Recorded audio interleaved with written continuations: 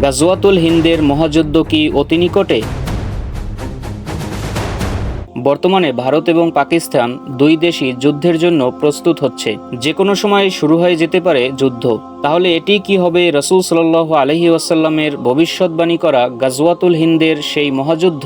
আজকের ভিডিওতে আমরা গাজওয়াতুল হিন্দের মহাযুদ্ধ নিয়ে আলোচনা করব ইনশাআল্লাহ। এটা এমনই এক মর্যাদাপূর্ণ জিহাদ যে ব্যাপারে হাদিসে সুস্পষ্ট ফজিলত ও দিক নির্দেশনা রয়েছে। গাজওয়াতুল হিন্দ বলতে ইমাম মাহদি এবং ঈসা আলাইহিস সালামের আগমনের কিছু আগে অথবা সমসাময়িক সময়ে এই উপমহাদেশে মুসলিম ও কাফিরদের মধ্যকার সংঘটিত যুদ্ধকে বোঝায়। গাজওয়া অর্থ যুদ্ধ, আর হিন্দ বলতে এই উপমহাদেশ তথা পাকিস্তান, ভারত, বাংলাদেশ, শ্রীলঙ্কা, নেপাল ও ভুটানকে বোঝায়। আমরা প্রথমত এ সংক্রান্ত কয়েকটি প্রমাণ্য হাদিস উল্লেখ করব। এরপর এর প্রেক্ষাপট, সময় ও বর্তমান পরিস্থিতি সম্পর্কে আলোচনা করব। আবু হুরায়রা রাদিয়াল্লাহু তাআলা আনহু বলেন, রাসূলুল্লাহ সাল্লাল্লাহু আলাইহি ওয়াসাল্লাম আমাদেরকে হিন্দুস্তানের জিহাদ সম্পর্কে প্রতিশ্রুতি দিয়েছেন। যদি আমি সেই জিহাদ পেয়ে যাই তাহলে আমি আমার জান-মাল সবকিছু তাতে ব্যয় করব।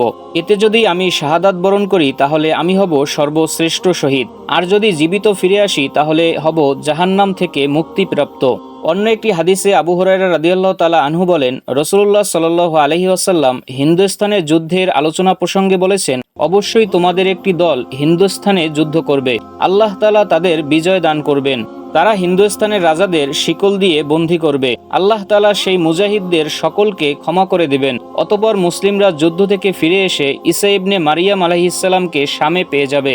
আবু হুরায়রা রাদিয়াল্লাহু তাআলা আনহু বলেন, আমি যদি গাজওয়াতুল হিন্দের সময় বেঁচে থাকি তাহলে আমার সমস্ত সহায় সম্পত্তি বিক্রি করে দেব এবং সেই যুদ্ধে শরীক হব। এরপর যখন আল্লাহ তাআলা আমাদেরকে বিজয় দান করবেন এবং আমরা যুদ্ধ থেকে ফিরে আসব, তখন আমি হব জাহান্নামের আগুন হতে মুক্তিপ্রাপ্ত আবু হুরায়রা। আবু হুরায়রা রাদিয়াল্লাহু তাআলা আনহু বলেন, আমি তখন নবীজিকে বলেছিলাম, হে আল্লাহর রাসূল, আমার খুব আকাঙ্ক্ষা যে আমি ঈসা আলাইহিস সালামের নিকটবর্তী হয়ে তাকে সংবাদ দেব যে আমি একজন সাহাবী। এতে রাসূল সাল্লাল্লাহু আলাইহি ওয়াসাল্লাম মুস্কি হেসে বললেন, সে যুদ্ধ তো অনেক দেরি। হযরত সুরাইম রাদিয়াল্লাহু তাআলা আনহু থেকে বর্ণিত, রাসূল সাল্লাল্লাহু আলাইহি ওয়াসাল্লাম বলেছেন, নিঃসন্দেহে তোমরা মুশরিকদের বিরুদ্ধে যুদ্ধ করবে। এমনকি এ যুদ্ধে তোমাদের অবশিষ্ট মুজাহিদরা জর্ডান নদীর তীরে দাজ্জালের সঙ্গে যুদ্ধে লিপ্ত হবে। হযরত সাওবান রাদিয়াল্লাহু তাআলা আনহু হতে বর্ণিত, রাসূল সাল্লাল্লাহু আলাইহি ওয়াসাল্লাম বলেছেন, আমার উম্মতের মধ্য থেকে দুটি দলকে আল্লাহ তাআলা জাহান্নাম থেকে নিরাপত্তা দিয়েছেন। একটি দল যারা হিন্দুস্তানের যুদ্ধে শরীক হবে, আর দ্বিতীয় আরেকটি দল যারা ঈসা ইবনে মারিয়াম আলাইহিস সালামের সঙ্গে মিলে যুদ্ধ করবে। এই হাদিসগুলো থেকে আমরা যে বিষয়গুলো জানতে পারি তা হলো, এটা আল্লাহ ও তার রাসূল সাল্লাল্লাহু আলাইহি ওয়াসাল্লাম কর্তৃক প্রতিশ্রুত একটি যুদ্ধের ভবিষ্যৎবাণী, যা শেষ জমানায় ঘটবে। যুদ্ধটি হবে হিন্দুস্তানের মুশরিক তথা মূর্তি পূজারী হিন্দুদের সাথে। এই যুদ্ধে নিজের জান মাল সবকিছু ব্যয় করে অংশগ্রহণ করা উচিত, যেমনটি আবু হুরায়রা রাদিয়াল্লাহু তাআলা আনহু বলেছিলেন। এ যুদ্ধে মুসলমানদের বিজয় অর্জন হবে এবং মূর্তি পূজারী রাষ্ট্রপ্রধানদের হাতে পায়ে শিকল পরিয়ে বন্দী করা হবে। গাজওয়াতুল হিন্দে অংশগ্রহণকারী মুজাহিদদেরকে ঈসা আলাইহিস সালামের সাথে অংশগ্রহণকারী মুজাহিদদের সাথে তুলনা করা হয়েছে এবং উভয় দলের একই মর্যাদার কথা বর্ণনা করা হয়েছে। এই যুদ্ধে অংশগ্রহণকারী মুজাহিদদেরকে আল্লাহ তাআলা জাহান্নাম থেকে মুক্ত ঘোষণা করেছেন। এ যুদ্ধের শহীদগণ হবেন সর্বশ্রেষ্ঠ শহীদদের অন্তর্ভুক্ত। এ যুদ্ধ দাজ্জাল আবির্ভাবের পূর্বের শেষ জমানায় সংঘটিত হবে। এই যুদ্ধ জেরুজালেমের ইমাম মাহদির নেতৃত্বে পরিচালিত হবে বলেও অনেকে বলে থাকেন। এই যুদ্ধে অংশগ্রহণকারী মুজাহিদদের মধ্যে হতে যারা গাজী হয়ে ফিরবেন তারা ঈসা আলাইহিস সালামের সাথে একত্রিত হয়ে দাজ্জালের বিরুদ্ধে যুদ্ধ করবে। এই যুদ্ধ কোথায় এবং কবে হবে? আল হিন্দ দ্বারা ভৌগোলিক দুটি স্থানকে নির্দেশ করে। প্রথমত ইরাকের বসরা নগরী, যেমন শাইখ মাশহুর হাসান শিও আল ইরাক ফি আহাদিস ওয়াল আসারিল ফিতান ওয়াল মালাহিম গ্রন্থে বলেন, হিন্দ বলে কখনো কখনো ইরাকের বসরা নগরীকেও বোঝানো হয়েছে। দ্বিতীয়, ভারত উপমহাদেশ। হাদিসে বর্ণিত আল হিন্দ বলতে সকল উলামায়ে কেরাম এ দ্বিতীয় অর্থ তথা ভারত উপমহাদেশই উদ্দেশ্য নিয়েছেন। তাই গাজওয়াতুল হিন্দ আমাদের এই ভূখণ্ডই সংগঠিত হবে, আর হাদিসের ভাষ্য অনুসারে এর প্রতিপক্ষ হবে হিন্দুরা। এই যুদ্ধ কি পূর্বেই হয়ে গেছে নাকি অদূর ভবিষ্যতে হবে? এ নিয়ে উলামায়ে কেরামের মাঝে কিছুটা মতানৈক্য পাওয়া যায়। কতিপয় উলামায়ে কেরামের দাবি, এই যুদ্ধ উমাইয়া শাসনামলে মোহাম্মদ বিন কাসিমের ভারত বিজয়ের মাধ্যমে সংগঠিত হয়ে গেছে।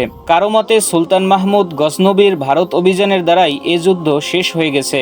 কিন্তু গাজওয়াতুল হিন্দের সবগুলো হাদিস সামনে রাখলে প্রমাণ হয় এ যুদ্ধ এখনো হয়নি, বরং ঈসা আলাইহিস সালামের আগমনের কিছুকাল পূর্বে এটি সংগঠিত হবে।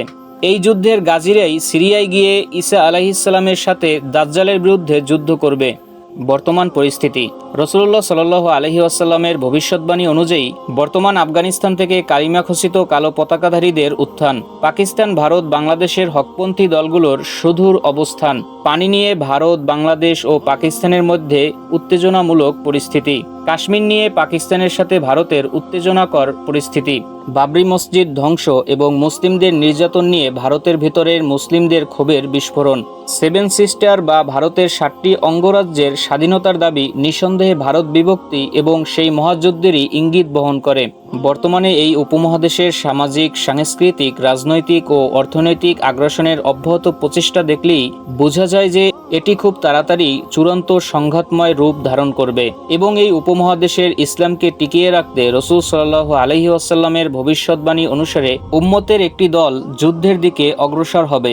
এটি ঘটবে সেই সমসাময়িক সময়ে যখন সমগ্র দুনিয়াতে ইসলামের ক্রান্তিলগ্নে বৈশ্বিক শাসন ব্যবস্থা খিলাফতের আদলে সাজাতে আল্লাহ তাআলা ইমাম মাহদিকে প্রেরণ করবেন, যার খিলাফতের 7ম বছরে দাজ্জালের আবির্ভাব হবে। দাজ্জালের সাথে মহাযুদ্ধের নেতৃত্ব দিতে ঈসা আলাইহিসসালামের আগমন ঘটবে। গাজওয়াতুল হিন্দের সময় অবশ্যই পাকিস্তান, ভারত, বাংলাদেশের মুসলিম নামধারী মুনাফিকরা আলাদা হয়ে যাবে।